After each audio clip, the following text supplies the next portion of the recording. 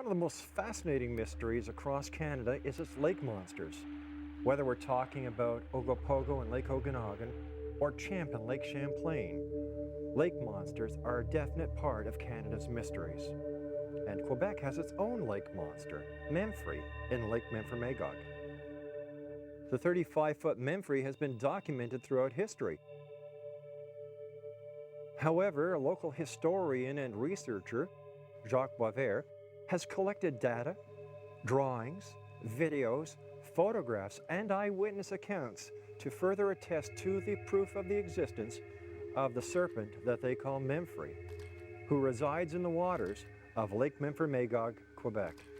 Bonjour les amis, my name is Jacques Boisvert. I'm from Magog. I'm a born resident of this place, been here all my life, and we're here today to talk to you about the sea creatures called the sea serpent of Lake Memphremagog by the name of Memphre. The gentleman, his name is Gérard Charlin. He lives in Ormerville, not far from here. And he phoned me up someday and he came to my office, and boy, I mean, was he excited. He said, I saw something yesterday. I said, what have you seen? Well, he said, I was fishing. I was near the Saint-Benoît-du-Lac, the abbey there. And he said, suddenly I saw on my sonar, I saw something big, and I turned around and I saw something coming out of the water.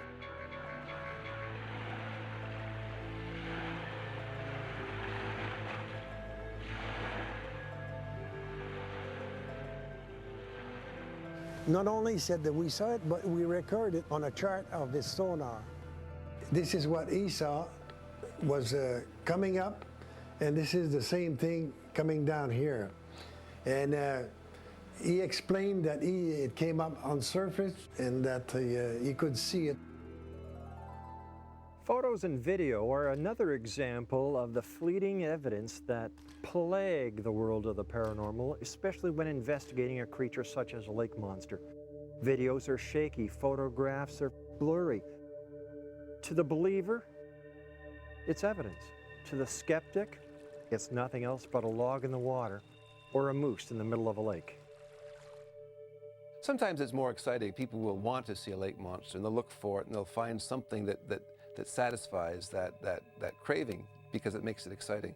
But also basic perception is very important. I talked to an experienced bird watcher who told me that he was at Point Pelee Park with a whole bunch of other bird watchers, people who had long experience. And he saw a particular bird that wasn't supposed to be in Canada ever. And he saw it from a distance through binoculars. And other people came and they watched it.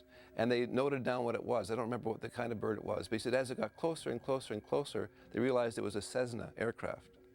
So when experienced bird watchers can be fooled in seeing an airplane as a bird, it's not hard to understand how inexperienced watchers can interpret a log or a shadow or something on a lake as a sea monster. And let's face it, it'd be exciting to see one. If there is a sea monster, I'd love to see it. So if I'm walking along the shores of Lake Memphremagog, for example, and if I really think that sea monsters exist, boy, I'd sure like to get one, get a picture of one, see one. That makes me all the more prone to suggestibility. I was amazed a few years ago when this woman that lives in Toronto phoned me up and says that she had a video of something she had witnessed not far from where I live, near the Three Sisters Island. She had a video camera and captured what might be the best evidence of Memphre to date. She went to Jacques and showed him the video. The tape was studied extensively, and there is no sign of fraud or any tampering with the image whatsoever. The woman sought no financial gain from the tape and did not attempt to gain any publicity from it. This tape stands as the best evidence that there actually is a lake monster in Quebec's Lake Memphremagog, known as Memphre. We have over 200 sightings right now. Most of what the people would tell me would say, armed creature, snake-like, very big. They always speak about between 20 to 30 feet.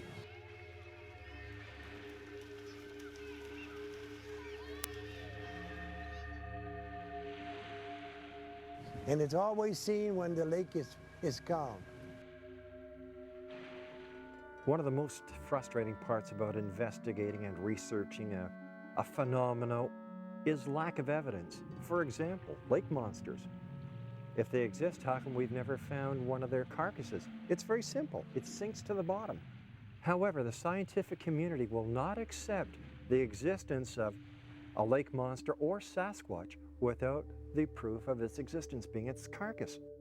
Some glimpses of dead creatures have actually been seen. For example, the carcass that was brought aboard a Japanese trawler.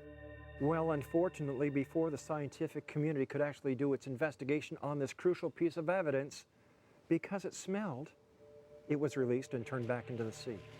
I don't take any hearsay, we'll say, sightings. If people tell me something, they have to sign a paper, otherwise I'm not interested in taking these sightings.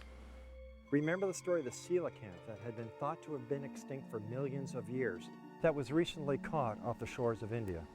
The coelacanth had never been caught, photographed, and yet this scientist walking through a market in India recognized it. Thus, an unsolved mystery of past times has been solved.